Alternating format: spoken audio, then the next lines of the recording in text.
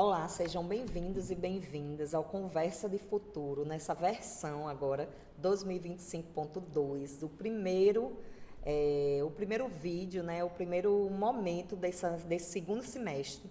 E para começar, gostaríamos de agradecer inicialmente, né, todas nós que fazemos parte do Conversa de Futuro, a Academia Paraibana de Ciências da Administração, que nos concedeu o prêmio Mário Tourinho, de conteúdos para a internet, uma premiação que foi muito honrosa para toda a equipe do Conversa de Futuro, que fazem parte desse programa que foi criado a partir do NEAD, no Núcleo de Educação à Distância do Uniesp, e gostaríamos de iniciar felizes com essa premiação, com esse reconhecimento que fazemos um conteúdo de qualidade, trazemos um conteúdo de qualidade para a internet. E hoje nós temos a honra de receber o professor Augusto Vaz, que já agradecemos de início, né, por ter topado estar aqui, por estar nesse momento com a gente, com a discussão que está tomando conta de todos os espaços, né, o impacto da adultização na perspectiva do psicólogo. A gente vem sendo bombardeado por informações de todos os lugares a respeito disso e gostaríamos de aprofundar. Mas para a gente começar, quem é Augusto Vaz na fila do pão? Meus pacientes vão estar morrendo de rir, porque eu uso muito esse negócio. Quem é você na fila do pão? Eu não acredito. Eu pensei que era só eu que usava isso. Eu comecei a rir quando você colocou isso. Eu estou muito feliz de estar aqui. Eu assisti ao episódio que Daniel veio, não é isso? Sim. E eu fiquei com água na boca de vir, viu? Ai, que coisa boa. Mas eu não quis me dar uma de oferecido, eu fiquei quietinho esperando o convite. Mas Augusto Vaz, ele é um senhor de 62 anos, que está tendo muita alegria em estar idoso, em ter se preparado para essa nova fase. Augusto é uma pessoa estudiosa, que gosta muito de estudar, mas também adora aproveitar a vida, inclusive estudando, né? Augusto é gentil, assertivo quando precisa, e Augusto é um ser que aprendeu a não deixar ninguém guiar a vida dele, exceto Deus. Estou vendo que essa conversa vai ensinar muito, viu? Vai ensinar muito, principalmente sobre a vida. Então, professor, nós queríamos falar sobre a adultização, embora não seja um conteúdo específico de sala de aula, mas gostaríamos de trazer para os nossos alunos, para inúmeros pais, mães, inúmeras pessoas que nos ouvem, né? E é interessante aonde a gente chega, porque o Conversa de Futuro ele foi criado para um público inicialmente, o público da EAD, mas é muito interessante que a gente encontra os colegas aqui na instituição e aí fica dizendo, eu assisti, foi legal, eu vi sobre aquilo. Então a gente viu que a gente alcança um público muito maior. E a gente tem percebido que essa discussão da adultização ganhou uma proporção muito grande. Mas isso é novo, professor? Nessa proporção, sim. Mas a questão de fazer a criança e o adolescente assumir comportamentos de adulto, isso já vem desde sempre. Aliás, lá no século XVI, século XVII e século XVIII, a criança mal tinha vez, né?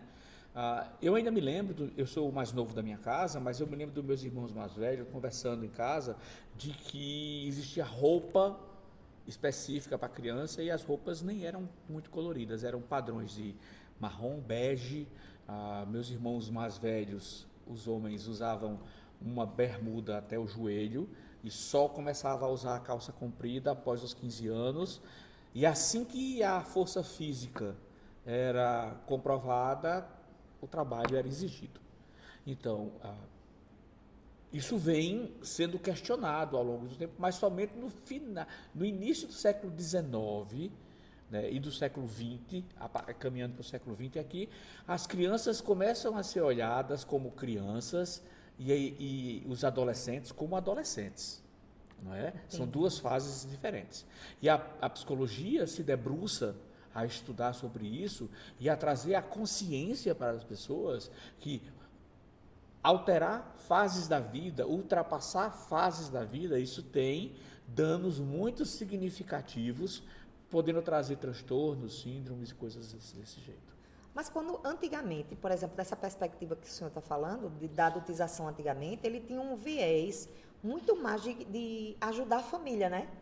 Antigamente se falava isso, que as pessoas tinham muitos filhos, porque eram os filhos que ajudavam na manutenção da casa, na manutenção do trabalho braçal e tudo mais. Mas isso ainda acontece hoje em dia de forma bem menor.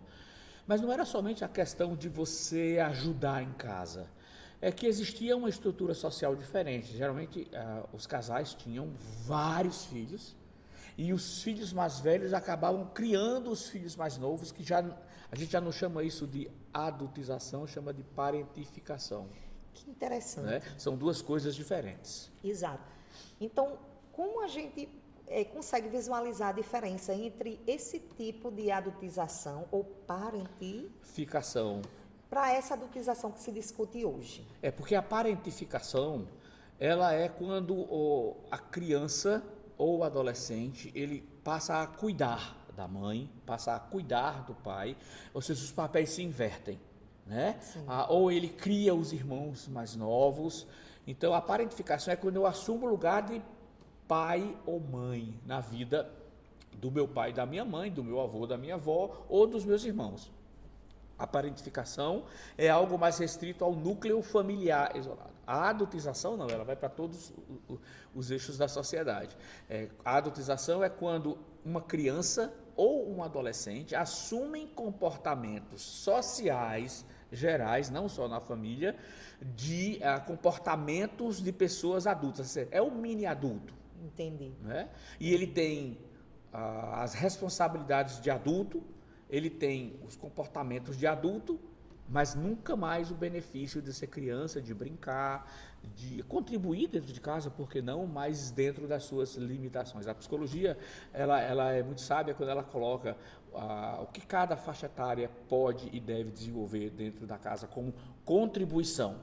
Né? Mas uma criança não é adulto, um adolescente não é adulto, não é? Um jovem adulto é um jovem adulto, um adulto é um adulto, um senhor é um senhor, um idoso é um idoso, né? Então, cada fase seria a mesma coisa de você pegar um idoso e pedir para que ele tenha a energia de uma criança. É a mesma coisa pedir que uma criança tenha uma energia de um adulto. Não cabe, né? Essa conta não fecha. Dentro da sua experiência, dentro da sua vasta experiência como professor, como psicólogo, a gente sabe, dentro dessa perspectiva, dessa breve contextualização, que isso não é uma coisa de agora, a psicologia já vem discutindo isso tudo, mas essa discussão não tinha chegado a esse ápice, como chegou agora, né, a partir da denúncia do Felca, do influenciador, uma proporção tão grande que já se tornou lei, ele já foi em inúmeros programas, sendo entrevistados. Por que isso agora pulverizou dessa forma? Eu, às vezes, não gosto nem de questionar o porquê, eu fico feliz que isso veio à tona. Né? Também. As crianças e os adolescentes agradecem bastante. Agora, eu fico preocupado porque que a sociedade só olha para uma causa quando alguém que tem um potencial de voz maior traz isso à tona com escândalos. Exatamente. Não é? Por que a gente não vê isso naturalmente, com tanta gente falando? Por que a gente não dá espaço para vários outros tipos de assuntos que são importantes para a saúde mental das crianças, dos adolescentes, dos adultos? E precisa esperar que várias crianças, vários adolescentes sejam abusados, tenham a sua autoestima arrebentada, precisem assumir uma responsabilidade precoce que não estão clara, tenham a perda de um espaço lúdico necessário, que é brincar, imaginar, criar, para que isso venha e grite é isso. Vou voltar a dizer, eu acho maravilhoso que isso esteja sendo gritado. Sim. Eu só não entendo por que precisa haver tanta gente, tanta criança, tanto adolescente ter passado por absurdos para que isso aconteça. Eu coloquei essa questão porque, num caso específico, né, daqui de João Pessoa, do caso do Ítalo, não era uma coisa de agora. Né? Quando foi feito o rastreio aí, Era uma coisa que já acontecia há muito tempo, né? De um movimento muito grande. Não é só uma coisa que acontecia há muito tempo, era uma coisa que estava exposta para todo mundo ver. Não é? Exato. E nem autoridades, e nem outros influencers. Ele recebeu voto de aplausos na Câmara há um tempo atrás, pela sua contribuição para a sociedade. Em quê? Eu estou querendo saber também. Vai ficar no ar e a dúvida para quem quiser responder. Outra questão que eu me coloco nessa denúncia do Felca, que é duas discussões que ele traz lá.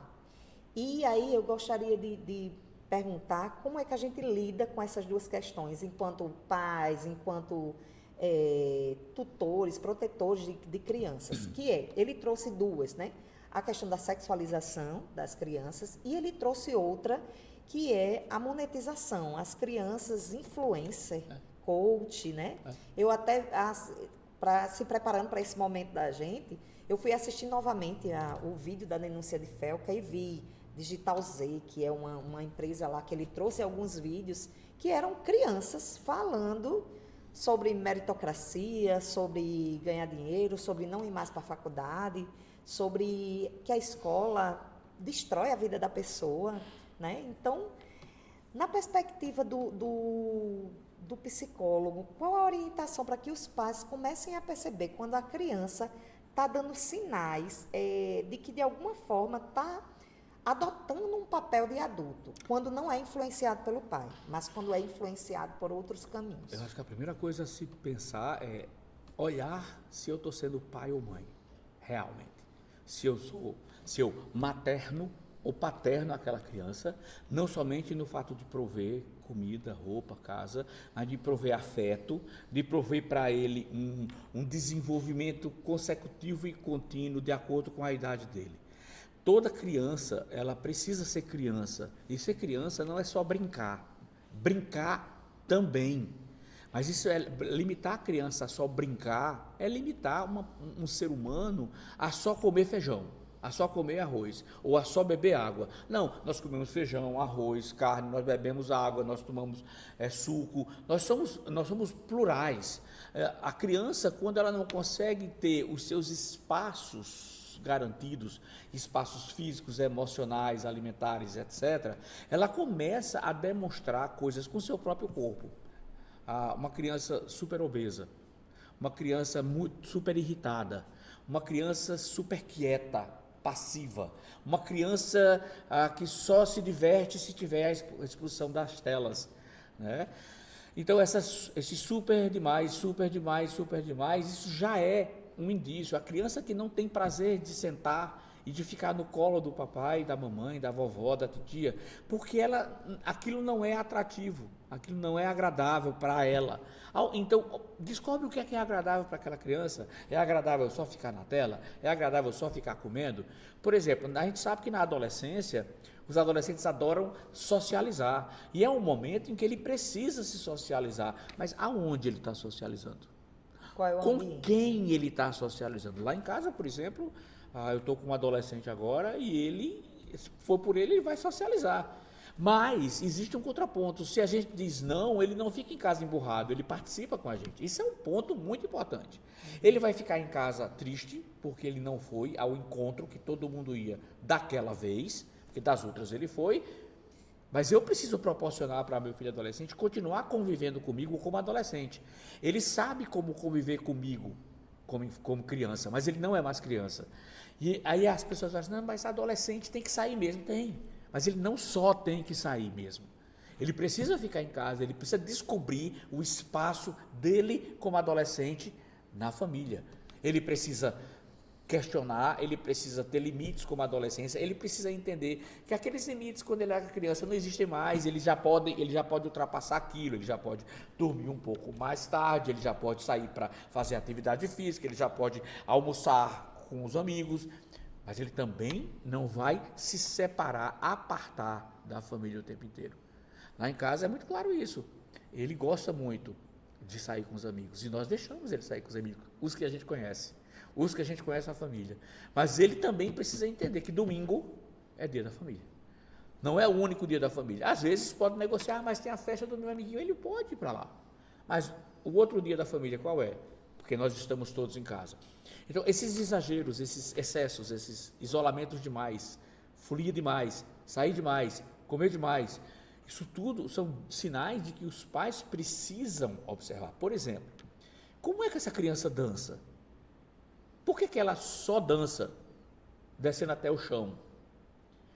Essa erotização infantil vai atrapalhar o cérebro dela? Vai.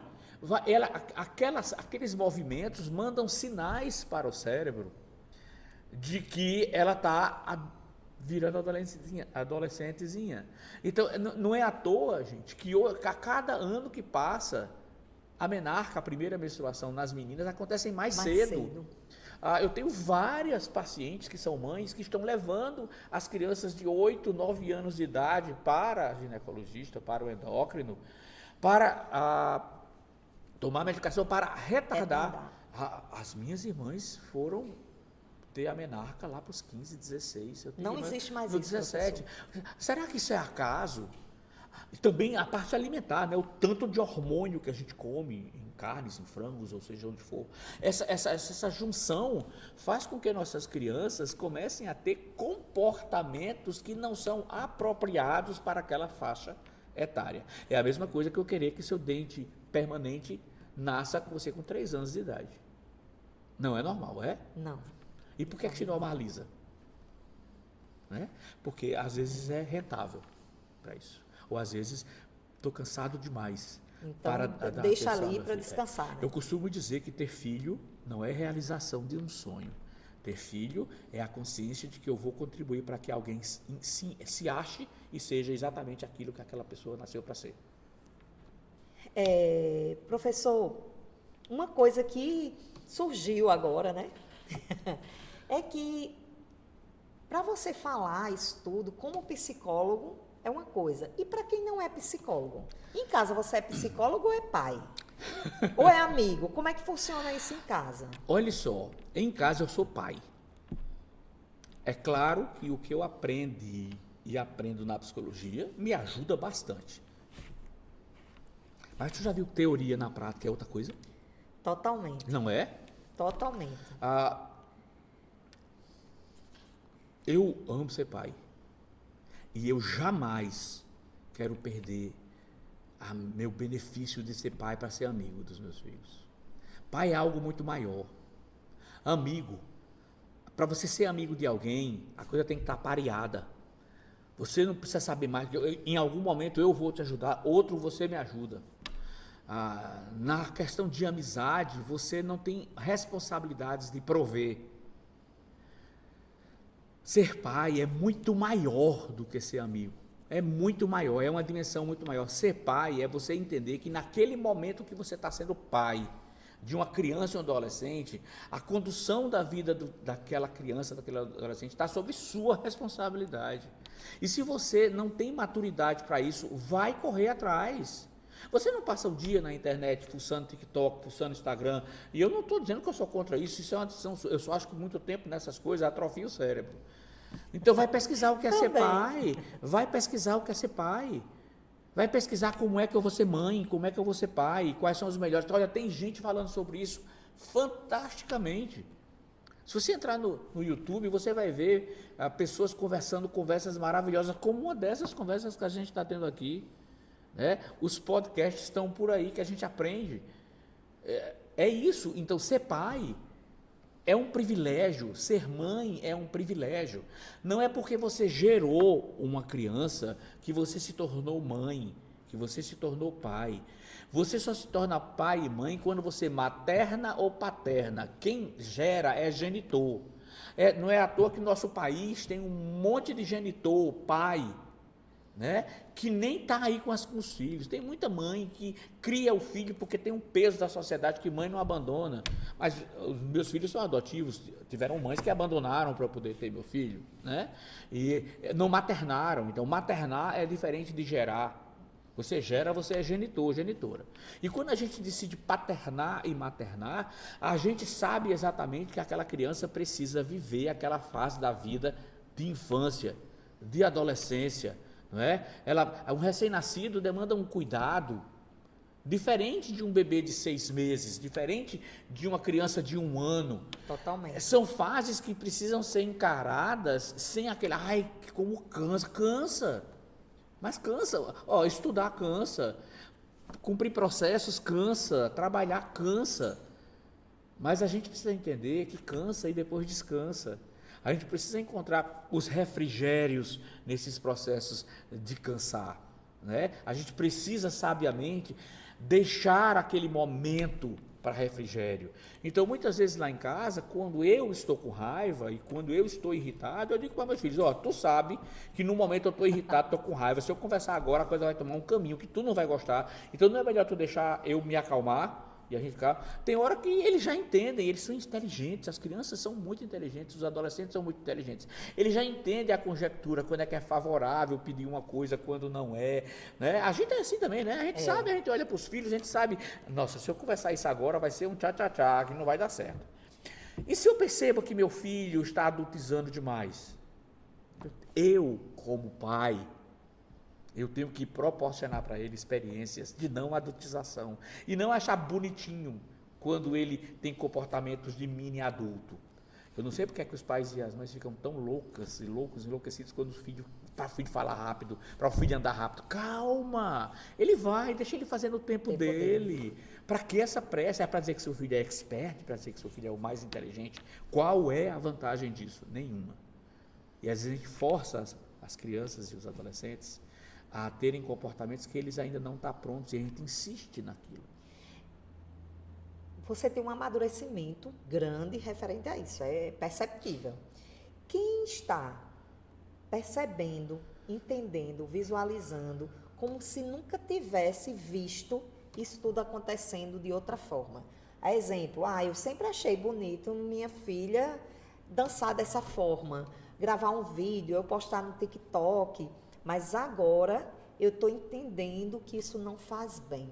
Pode até ser bonito. Como é que eu faço para resolver isso como mãe, como pai? Pode até ser bonitinho, é engraçadinho. Mas e por que é que tem que ser sempre?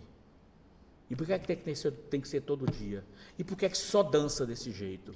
Por que não há coisas de criança? Coisas sem malícia, sem erotização, sem descer até o chão? Por que não pode ser dancinhas normais?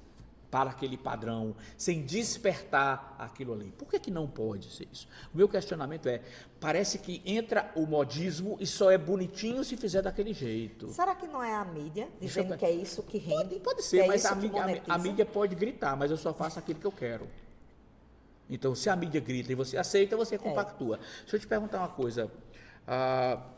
Quantos recém-nascidos você viu comendo feijoada? Nenhum. Por quê? Ninguém nunca deu para eles. Por quê? Porque eles não vão digerir, eles não vão mastigar. Eles não têm dente para mastigar, o estômago não está preparado para isso, ele só vai comer alimentos sólidos depois dos 6 meses e não é feijoada. É, exatamente. Agora, por que a gente dá feijoada erótica para as crianças? As músicas com erotismo, com cunho sexual, por que as crianças emocionalmente, mentalmente, são obrigadas a comer feijoada de péssima qualidade? Todos os dias. Todos os dias. É só você pensar que você dá uma feijoada para um bebê desse, ele vai morrer. O problema é que a morte emocional só é vista depois.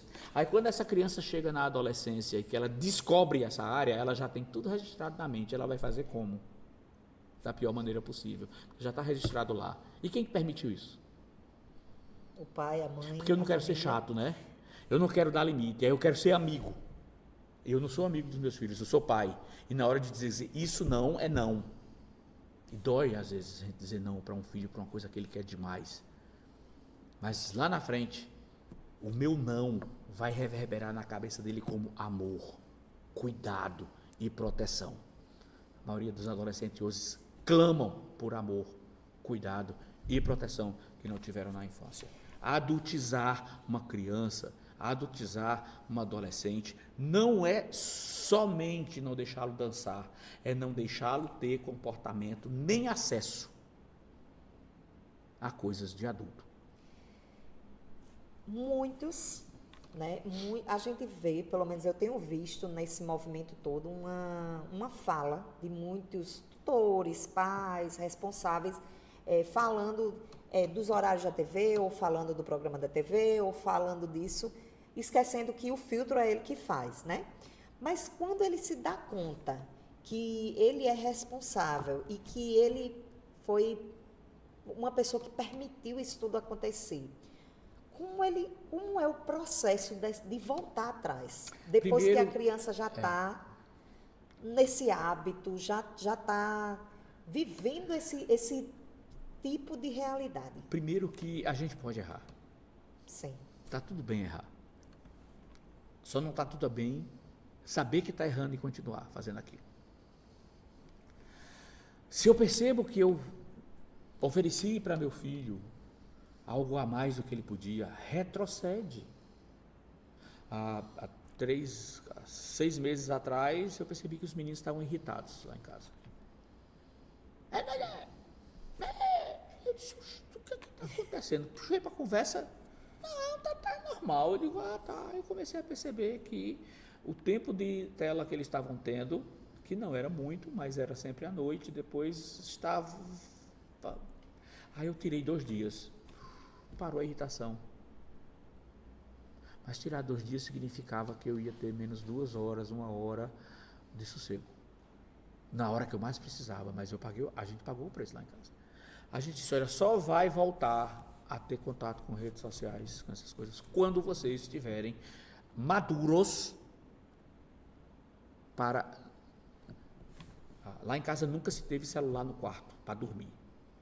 Eu não vou deixar o mundo dentro do quarto do meu filho adolescente. Então o celular é desligado e fica no meu quarto. Eles vão dormir.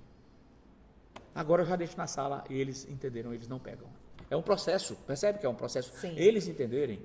E eu não vou brigar porque eles adoram isso, porque é encantador. A gente tem dificuldade de dar limite para a gente, mas eu preciso dar limite para ele. Quando eu dou limite para ele, eu preciso dar limite para mim, preciso mostrar esse limite também. Então é uma conjectura. Errou, tudo certo. Seu filho não espera que você seja 100%.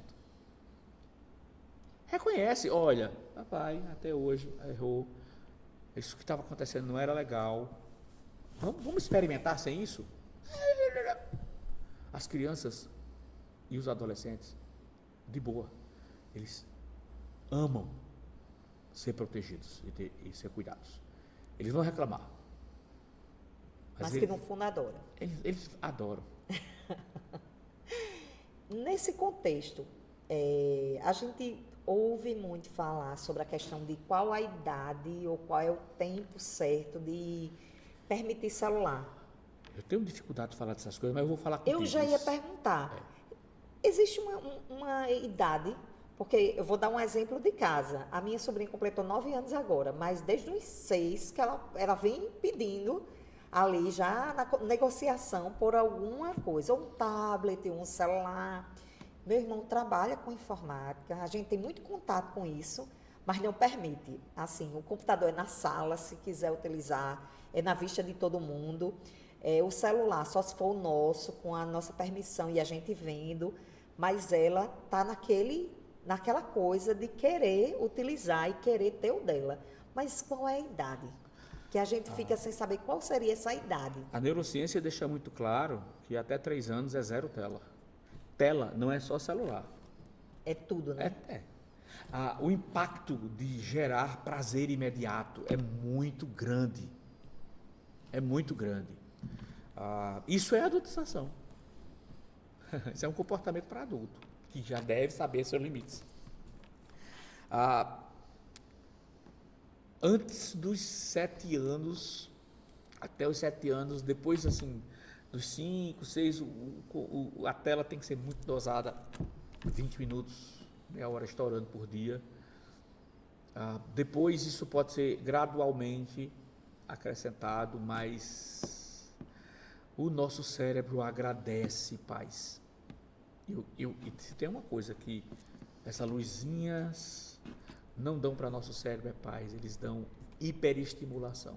Eu digo a você sem medo de errar, 50% dos diagnósticos de TDAH em crianças e adolescentes são equivocados, porque as crianças estão tendo um super, hiper, mega estímulo e chegam para fazer os testes com uma hiperatividade mental gigante, que não é TDAH, é hiperatividade de tela.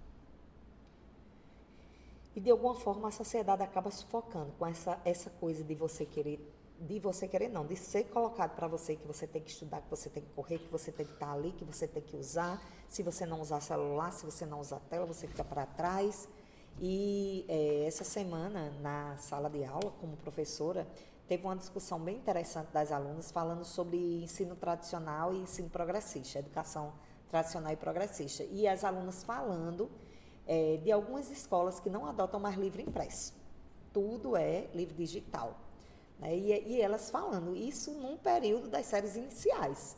Então, como é que vai se manter distante se nem sequer a escola está mais mantendo? Qualquer educador sério sabe da importância de se pegar um lápis e se escrever. Isso mexe com áreas do cérebro de mobilidade, de pensamento, de raciocínio. Sabe-se que ler livro é diferente de ler tela.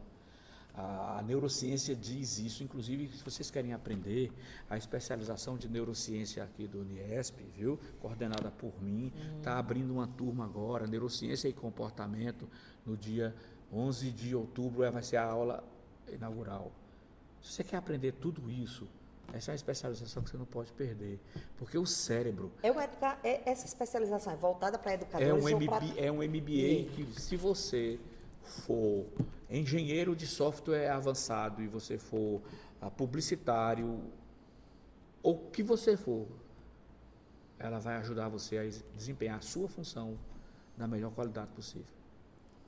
Inclusive a gente fala sobre memória, comportamento, aprendizagem, instinto, intuição. Pois é, e a gente discutindo isso sábado, eu vi a preocupação dos alunos, das alunas que estão se formando para ser professores, e a discussão é como é que a gente vai manter longe de tela se o instrumento, o recurso didático está numa tela, né? E aí eu fiquei pensando... Eu até acho, Márcio, eu até entendo que a tela é bem-vinda. Sim, e a gente deve utilizar. A gente pode utilizar. Agora, o tempo do professor, da sala de aula, ele tem domínio sobre isso. Ele sabe que tem a tela, mas ele também pode botar não tela, não pode? Pode. Eu sou professor aqui no Uniesp há 26 anos, eu já vi as teorias mais diversas entrarem, né? Mas eu nunca tive nenhum direcionamento. Não pode isso, a gente pode. E eu continuo dando para os meus alunos a possibilidade deles viverem sem tela. Também. Né? As metodologias ativas me proporcionam isso com um universo gigante. Verdade. Não é? Então, verdade. Eu continuo, às vezes, dando aula expositiva e os alunos estão comigo lá. Com certeza. Se me der uma brechinha, eu também vou estar. Chegue. Então, professor, me diga uma coisa. Atualmente, depois de todo esse movimento, depois de tudo isso que a gente conversou, a gente sabe que, da mesma forma que a tecnologia ela virou um movimento muito grande no trabalho, nas relações sociais, em todos os espaços, ela também está começando a mostrar os desafios, né, de saúde e tudo mais, como você apontou vários. Como a psicologia, ela pode atuar nas escolas, nas famílias, auxiliando esse processo? Olha, eu acho que, puxando para a adultificação, né, a psicologia ela traz algumas contribuições muito claras. Por exemplo, ela traz uma consciência muito apurada de que ultrapassar etapas da vida traz consequências muito, muito danosas para o cérebro. Vazios existenciais muito grandes. E quando a gente faz uma criança ou um adolescente não viver essas fases, a primeira coisa que a gente tem que ter noção é que vai haver uma interrupção do desenvolvimento saudável. Essa criança e esse adolescente não vai se desenvolver saudavelmente. Você já viu aquele lagarto que se transforma um casulo e que vai borboleta? Sim. Se você ajuda aquele casulo a se romper para o lagarto sair, ele sai mais rápido, mas ele não voa. Porque é o exercício de esticar as asinhas dentro para romper o casulo que faz com que o sangue irrigue pelas veinhas e dê sustância para ele bater asa e voar. Ou seja, você facilita, é mais fácil, mas aquela borboleta, ela não vai desempenhar aquilo que ela nasceu para ser, que foi voar. Ela fica lá no chão. A criança que não passa pela etapa de ser criança, de brincar, de sorrir, de ser ingênua, a ingenuidade é muito importante para a criança. E que ela vai perdendo essa ingenuidade na pré-adolescência, ela descobrindo com o apoio dos pais e dos cuidadores em casa, para ir explicando o que é aquilo, sem deturpação, sem erotização, sem responsabilidades demais, ela vai, ao invés de ter o benefício de tudo isso, desse processo, nós somos seres de processos e de etapas, ela não vai ter isso, e se ela adultece rápido, ela vai ter uma interrupção muito séria no desenvolvimento saudável. E isso, infelizmente, depois não tem retorno. Além disso, a psicologia traz uma contribuição muito grande de mostrar que isso é uma sobrecarga emocional. Quando a gente é criança, a gente não está pronto para raciocinar demais antes dos 7 anos. Até os 7 anos, nós somos seres muito emocionais, o sistema límbico está ali para você desfrutar. A criança perdoa fácil, criança tem os risos fácil, criança esquece fácil, porque ela precisa ter essa resiliência emocional legal. Na adolescência, a partir dos 11, 12 anos, nós temos um local no cérebro que a gente chama centro de emoções. E esse centro de recompensa, não é? Que é assim que a gente chama, ele é reduzido praticamente pela metade, quando sai da infância para a adolescência. Meu Deus. Então é por isso que o adolescente fica meio ranzinza, ele fica questionador, o pai quer o herói, ele agora vê defeitos no pai, porque ele precisa ter isso, essa polda, para que ele crie a identidade dele. Imagina se isso acontece lá na infância. Isso é prejudicial. Mas na adolescência, ele já começa a ter um lampejo de início de vida com responsabilidades adolescentes. Mas se ele rompe com isso, ele vai ser logo adulto. Imagina um adolescente de 14, 15 anos assumir uma paternidade, uma maternidade. Imagina ele ser responsável pelo sustento financeiro da casa. Imagine ele ter que criar o seu irmão, porque o pai... às vezes isso acontece e tem que se encarar, mas isso não é natural. Então, essa sobrecarga é emocional. E aí, uma criança ou um adolescente que vai para a adultização, a psicologia deixa claro que ele vai ter déficits relacionais muito significativos. Ele vai perder as etapas naturais de aprender a se relacionar saudavelmente. Uma criança que foi estuprada, uma criança que foi abusada, seja fisicamente, emocionalmente, ela vai ter déficits relacionais, ela jamais vai ter a confiança restaurada totalmente, ela passa pelo processo terapêutico, a gente consegue ajudá-la a ressignificar, mas ressignificar é de algo que já existe, eu dou significado novo para algo que já aconteceu. Sim. E a psicologia traz luz para isso, e é importante que a gente recorra.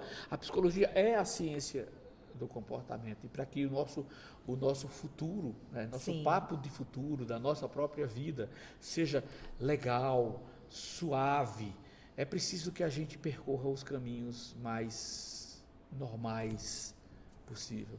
E quando acontecer a normalidade, eu espero que elas sejam esporádicas, aí sim a psicologia traz a grande contribuição de você fazer um bom processo psicoterapêutico. Se você não está sabendo ser pai, não está sabendo ser mãe, se você está com dificuldade de como orientar, procura a psicoterapia. E esse papo de que não tenho dinheiro para fazer psicoterapia, isso não cola mais, porque toda a faculdade de psicologia tem a clínica de psicologia que vai dar suporte para a sociedade. Aqui em João Pessoa nós temos várias faculdades que têm o curso, todas essas faculdades precisam ter a clínica escola. Aqui no UniESP nós temos uma clínica escola fantástica, não só de psicologia, mas de fisioterapia, de nutrição, odontologia, tem um laboratório de direito, né, que presta a de contabilidade. Então observe, se você não está sabendo ser pai, ser mãe, se está difícil, procura a clínica escola de psicologia, lá tem profissionais e alunos com supervisão que vão dar para você uma qualidade de vida, vão ensinar você a ter uma qualidade de vida melhor. Vem você e vem seu filho junto. Exatamente, tem que ser os dois, porque um só não então vai. A psicologia, ela coloca luz onde muitas vezes não existe, né? Ela às vezes precisa apagar algumas luzes que estão iluminando equivocadamente para colocar uma luz que seja propícia para aquele momento, né? Então é importante que a gente tenha isso. Criança não é bonitinho criança agir como adulto. Não é bonitinho vestir criança como adulto. Também criança, ela pode vestir. É porque meu filho vai ficar para o casamento, tem que ter. Veste um terno para criança, veste um vestidinho para criança. Deixa ela se sentir bonita quando é criança, porque depois ela não vai voltar. E a gente vê um movimento muito grande também, sabe, no consultório de pessoas que ultrapassam etapas e depois querem voltar. E é difícil, viu? E é difícil lidar também com essa volta desse tempo. A infantilização adulta, não é? Isso. Mas isso é um tema para uma próxima. Agora me diga uma coisa. Quando você fala, professor, tudo isso, a gente vê um amadurecimento de uma pessoa que está ali na área há um bom tempo, que já não só trabalha dentro da psicologia, como também da aula, como tem a vivência de pai. E qual o seu conselho para quem é estudante ainda? Qual o seu conselho para esse estudante que está se preparando, que ainda vai enfrentar o consultório, né, que ainda está começando ali a vida enquanto profissional da área de psicologia diante de situações como essa? Assim como é difícil, como é disfuncional você ultrapassar etapas da vida como infância e adolescência, é um sacrilégio. Não sei se o povo nem usa essa palavra hoje em dia. Eu uso. Pois então, pesquisa lá, sacrilégio. É um sacrilégio você vir para a faculdade sem entender que a faculdade é um tempo para estudar.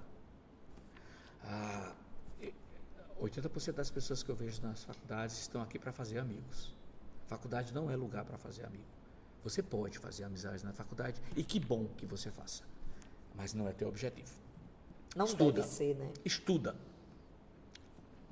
Pega teus professores, suga deles o máximo que eles podem dar. Eles estão aqui para contribuir com a tua carreira. Estuda, lê, investe. Quando você se formar, receber o seu diploma, é você e você. Aquele amigo que você fez não vai trabalhar por você, ele vai trabalhar por ele. E está tudo certo e é assim que tem que ser. Você pode fazer amigos na faculdade, mas aqui não é o objetivo maior isso. O objetivo é você estudar, é você adquirir conhecimento. Então, adquire conhecimento. Usa tudo que a faculdade oferece, encontros, estágios, conversas, bate-papos acadêmicos, monitoria, se mete, sabe a fazer as coisas, prática, e o UniESP é bom nisso, né? É verdade. Ele oferece oportunidades que às vezes a pessoa se forma e depois fica assim, se eu tivesse. Então, investe em você. Perfeito. Né? Investe em você. Eu não estou dizendo que você vai passar o tempo de faculdade só estudando, mas é um tempo para estudar mais, para investir mais. Para de querer nota. Para de querer nota. A nota é uma consequência, mas eu tenho que passar. Estuda, você vai passar. É impossível você estudar e você ter conhecimento e você não desempenhar uma avaliação boa. É impossível isso. Né? Aí você deu branco, então começa a entender por que está dando branco. O quanto tu investe? Como é que tu quer estudar para uma prova que tem um conteúdo que você precisa ter 3, 4 dias para estudar na véspera? Impossível. Para de se contentar com o mínimo. Se você é uma pessoa que está na faculdade, se contenta com o mínimo de conhecimento, talvez você vai ter um salário mínimo também. Né? Um mínimo salário, porque o seu conhecimento só vai abarcar você não vai ter consistência. Mas depois eu faço. Não tem depois. Futuro é só no papo. O papo é de futuro, que é para você se preparar lá na frente. Mas o teu futuro começa agora. Aquele conhecimento que tu perdeu naquela aula pode ser determinante para você continuar no teu trabalho ou não. Para mim, faculdade é tempo de aprender. Faz amizade com gente que quer aprender. Se acompanha com gente que quer aprender. Mostra para as pessoas que você quer ser levado a sério. Adorei isso, viu? Muito bom. Inclusive, vou aplicar em mim. Então, então, professor, eu acho que todo mundo que está aqui nos ouvindo agora deve estar pensando assim, que adoraria que fosse mais horas de nossas conversas, mas a gente vai marcar outras vezes com outros temas. Mas no finalzinho a gente coloca 10 palavrinhas, né, que é pergunta rápida e resposta rápida, sobre o tema de adultização. E aí eu jogo e você fala o que vem à sua cabeça a respeito disso. Infância. Não tira da infância o direito de ser infantil. Ser infantil faz parte da infância. Responsabilidade precoce. Horrível. Atrofiador. Autonomia forçada. Não existe. Autonomia forçada não existe. Existe trauma. Vulnerabilidade. Não há problema de ser vulnerável. Mas há problema de se aproveitar da vulnerabilidade que não é sua. Brincadeira. Essencial. Essencial. Inclusive faz muito bem para os pais brincar com as crianças. A gente esquece tanta coisa. É verdade. Pressão social. Se eu dissesse essa resposta aqui, o povo ia me achar feio. Uma droga. Uma droga que vicia e que faz com que as pessoas deixem de ser elas e passando a ser personagens. Sexualização. Na época certa, da forma certa, nunca antes e nunca forçado. Identidade. Necessária. Se a gente vive cada etapa da vida coerentemente com o que ela exige, a nossa identidade ela vai sendo formada saudável. Maturidade emocional. É muito importante, mas ela não acontece do dia para a noite. É processo. E para finalizar, proteção. Quem não gosta de ser protegido, né? Talvez as maiores dores dos seres humanos foram de momentos que eles foram abandonados física e emocionalmente e se sentiram desprotegidos. Proteger na medida certa faz a gente crescer. Proteger na medida errada, muito, faz a gente atrofiar. Professor, nem sei o que dizer para agradecer. De tanta coisa que eu aprendi, de tanta coisa que todo mundo que está aqui assistindo nesse momento de gravação está aprendendo, de todas as pessoas que estão nos assistindo a qualquer momento vão aprender. Muito obrigada. Foi bom demais aprender com você e poder aproveitar cada minuto e cada palavra que você disse aqui. Eu posso dar um recado para o pessoal que faz os cursos EAD? Todos. Povo do EAD. Eu sei que quando a gente está distante fisicamente, a gente tem a tendência de não se sentir parte. Mas sabe quando é que você vai se sentir parte? É quando você vier aqui. Marca encontros. Chega. Faz bem. Né? Trocar um pouquinho de calor humano. E o Niesper não é só quem está fisicamente. O Niesper é uma questão de ser. E ponto. Chega junto. Ai, que mensagem linda. Para finalizar, nós, Conversa de Futuro, queremos deixar essa canequinha com você, para que você tome seu chazinho, seu cafezinho. É uma dessa. É uma dessa. Para que você tome seu chazinho, seu cafezinho, lembrando da gente, sabendo que foi muito importante esse momento aqui conosco. Eu estou muito grato, obrigada. Viu, mesmo, de poder estar aqui, porque a gente, calado e trancado dentro de casa, a gente é só a gente. E quando a gente tem a oportunidade de expor aquilo que a gente acredita, a gente se torna um pouquinho das outras pessoas. E eu não acredito num mundo trancado e isolado. Eu acredito num mundo partilhado. Então a gratidão é toda minha. Muito, muito, muito, muito, muito, muito obrigado. Pois obrigada, professor. Obrigada mesmo. Viu? A todos vocês, muito obrigada. A gente vai deixar todos os contatos do professor para quem tiver interesse, ler mais, acompanhar ele no Instagram. Ele está sempre em movimento, fazendo live, tem contato de consultório. Então, vamos deixar todos os contatos e fiquem ligados que esse novo semestre tem um monte de novidade vindo por aí. Então, obrigada a todos e todas.